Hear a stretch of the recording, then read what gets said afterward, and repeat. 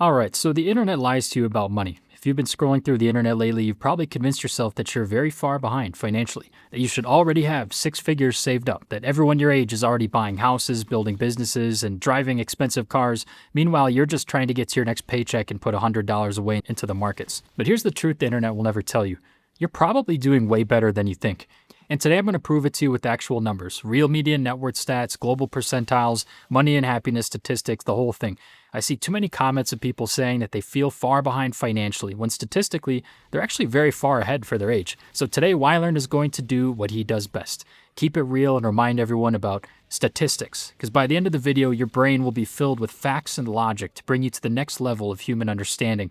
Either that or this will just make you feel better about your current situation. So let's reset your entire perspective on money and where you actually stand in this world. Are you actually behind? Or are you just being misled by the internet? Let's first cover why this comparison thing is such a big deal in the first place, because comparison has never been worse in human history than it is right now, given this social media age that we're in. If you scroll through your feed right now and you're a motivated guy or gal, you might see a couple things. For example, a 19-year-old millionaire who figured it all out in 6 months, or the 22-year-old real estate mogul, or the crypto kid who retired at age 18, or the guy claiming that he makes $500 a month passively, or a 29-year-old guy from Wisconsin who quit his job to follow his dreams. That would be me. But the difference between me and most people here is I try to be extremely transparent about the highs and the lows, the fact that it took 8 years of pretty hard work and unglamorous work to get to a decent net worth and to be able to quit my job. So many people see that grabby headline, but they don't see all the work that goes in behind the scenes. And whether you realize it or not, you're comparing your real life to someone else's highlight reel, which is often fake, exaggerated, or an extreme outlier. That's the sad reality that kind of punches all of us in the face, is that most people online lie or exaggerate or mislead you. You only hear the success stories, very rarely the failures. Now, there's a few reasons for us only seeing those examples. Number one, the algorithm really only shows the extremes. Like, your feed isn't really a reflection of the average person. It's a reflection of the most clickable person, the one who gets the most attention. The algorithm cares about attention, not accuracy. I mean, which title sounds more interesting to you? Saying, here's how I slowly saved $200 a month. Or someone who says, I turned $1,000 into $1 million in 8 months using AI. I mean, which one's going to get more clicks and go viral on YouTube? I would actually guess that 80+% of a lot of these stories are either pure luck, some massive privilege that they're not sharing, survivorship bias, or they're just totally fake in the first place. So this creates a big problem in a warped reality where the only stories you see are the people at the very top, if they're even at the top. You don't see the thousands who tried and failed. For every person who blew up on social media, there are thousands. There are graveyards of people who posted 50 videos and quit, 100 videos and quit. And for every 7-figure entrepreneur guru who's posting all the time, there are thousands whose businesses collapsed quietly. And for every crypto screenshot of a guy gaining $1 million, there are thousands of people who lost thousands of dollars making him rich. And they never talked about it. A lot of times failures are invisible, so it's easy to think that they don't exist. And this is classic survivorship bias. You're comparing yourself to the people who made it, not the 99% who didn't. It's like going to an NBA game and then going to your local gym and just assuming every guy should be able to dunk from the free throw line like Jordan, or just assuming every person who's ever made a YouTube channel is going to make it. The internet really does remove all context. There's a lot of things you don't see. Like, sometimes in a valid case, what you don't see is the years of grinding in silence, or all the failed projects that happen before their success. And sometimes there's some other things, right? They're hiding their parents' money, or the fact that they got really lucky, or that they had a big mentor and network that they're not mentioning. Even in my situation, I've always tried to be extremely transparent about the advantages I've had in life, and I've had a lot. I have a supportive and connected family. They helped me pay for my college. They gave me knowledge about money and investing and taught me a lot of things. But a lot of people on the internet won't be transparent about their advantages, and there are many guys who may have succeeded, like drop shipping, for example, or in crypto. But what they haven't told you is they might have had $800,000 of daddy's money behind the scenes, and there'd be no way of knowing. You would never know. Meanwhile, you're comparing your real, messy, imperfect life to someone else's polished, perfect, edited, filtered, AI-enhanced, algorithm-optimized clips, right? And when you're constantly fed this content, it distorts your expectations, because you start believing things like this. If I don't have 6 figures saved up by the time I'm 23, I'm behind. Or if I'm not a millionaire by 30, I'm a failure. I only make $60,000 a year. I'm a complete moron. My business doesn't blow up in a year. I'm just not cut out for this. that these really aren't your thoughts. They're the thoughts that are poisoned by constantly seeing everybody succeed all the time, every time you open your phone. You're comparing yourself to statistical outliers, many of whom are lucky, privileged, or just straight up lying. The truth is that most successful people you see online are not the norm, they're really the exceptions, and a lot of times you're really not that far behind the average person. What you have to do when you see successful people online is get inspired by them, learn from them, figure out if they're legit, and then implement that in your life and see if it can get you to that next level. I do think one of the main problems with society nowadays is people are comparing themselves to really the elite tier of people, and that's bad. So there were many times in my 20s when I felt very far behind. Even when I hit financial milestones like $10,000 or $20,000 saved up, I was always feeling like I was way behind. Some of my friends might be making more money. I see something on the internet of a young guy who got rich and they're saving more, or lived in a nicer place, and that sort of thing. And it always hurt me sometimes, but eventually I figured out what reality was. And this is where people need a healthy dose of realism. So let's go over some statistics.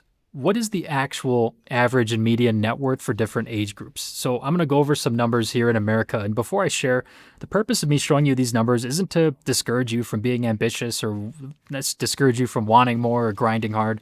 It's more so to just give you perspective on how inflated people's expectations are on what's normal to earn and what's a normal net worth. You should be ambitious and want to be great, but at the same time, you can't beat yourself up if you're not where you want to be at. So here's what the internet never shows you, the actual median net worth by age in America. The median net worth for someone aged 20 to 24 is less than $8,000. If you're 25 to 29, it's around $9,000. If you're 30 to 34, around $29,000. 35, 39, it's around $40,000.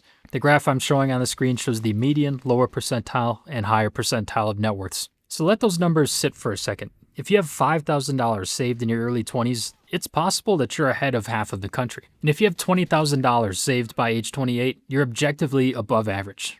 Now, I get really frustrated by these comments when I see them. I don't want to see any more comments of guys saying, oh, with Weiler, I just turned 23 and my net worth is $20,000 and I feel super far behind. Shut up. You're not behind. Stop being fooled by social media. Statistically, actually, you're in great shape. And if you have 50K by age 30, you're not just ahead. You're in the upper class of your age bracket. Yet online, you might be fooled into thinking that the average 25-year-old has a $500,000 portfolio and 3 rental properties. No. According to this chart, they likely just have started saving, 2 to 3 paychecks worth of money, a few thousands in savings, and probably drive a cheap car. A lot of those people are the exception. And I acknowledge, for my age, I'm an exception in this as well. Some of that's due to luck, some skill, some decisions, and some help along the way too. Always try to remind yourself, and this is what the internet doesn't admit, but I'm going to say it for the 8th time. You only see the winners, you hardly ever see anyone else. And that single fact completely distorts any sense of progress we all have. So if you think that levels you out a bit, wait until this next part. Most Americans and people from first world countries have no idea where they sit globally. Here's the reality that kind of shocked me once I learned this. If you make just $33,000 a year, you're in the top 1% of income on the entire planet.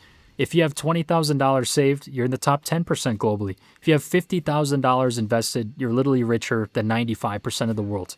If you have a laptop, Wi-Fi, and your basic needs met, you're pretty much in the global elite. I think we need to remind ourselves of this perspective sometimes. And sure, you're not going to be living a great life on $30,000 a year in a first world country, but you are probably still living a better life than half the world. So people really need to have some perspective, especially those in first world countries. At the end of the day, most of us have it pretty good, guys, relatively speaking. And here's another one that blows my mind. The global median wealth per adult is around $8,000, meaning someone with 15K saved up is literally richer than half the planet comfortably, which I'd wager is a lot of people watching this video. Sometimes you gotta expand things out globally, not just in our little bubble of a country sometimes.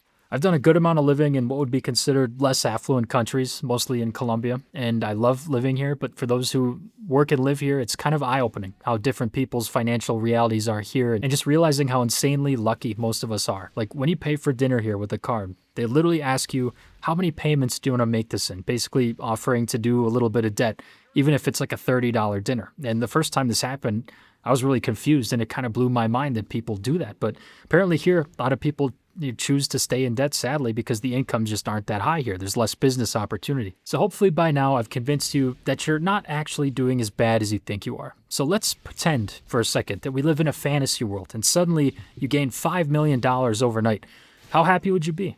The answer might be more complicated than just saying I would be much happier. Now, don't get me wrong. I would be ecstatic for a while, but all studies show that when something crazy happens, you return to your baseline very quickly. And this has been a heavily debated topic by philosophers and idiots on the internet for decades, which is how much happiness does money actually buy? I found a few studies. The science is somewhat clear on this. There's a lot of debate, but here's some studies I found. Happiness increases dramatically, up to $75,000 to $100,000 a year of income. And this makes sense because at that point, you're living pretty comfortably. You can afford a decent lifestyle. Can't do anything crazy, but your needs are met. And after that, the curve flattens. So you need a lot more money to just make tiny gains in happiness.